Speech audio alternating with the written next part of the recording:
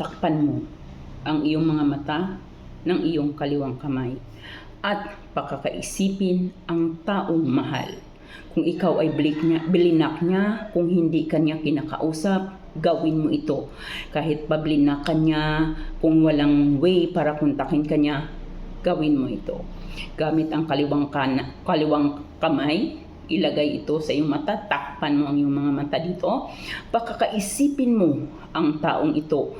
I-visualize mo ang taong ito at baka-isipin mo na tatawag, magte-text siya sa iyo, kukontakin ka niya. Habang iniisip at binavisualize mo ang taong ito, bigkasin mo ang kanyang pangalan. 7 beses, so halimbawa siya si Alexander the Great, Alexander the Great, Alexander the Great, Alexander the Great. Bigkasin mo ang kanyang pangalan ng 7 beses habang iniisip mo, ikiniklaim mo na talagang tatawagan kanya, pupuntakin kanya sa anumang paraan.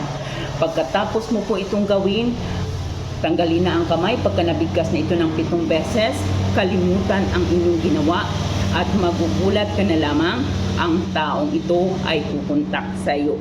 Gawin ito ng may 100% paniniwala at kliniklaim mo na talagang mangyari ang iyong ninanais. Ngunit kailangan 100% paniniwala. Kung ikaw ay hindi naniniwala dito, walang problema.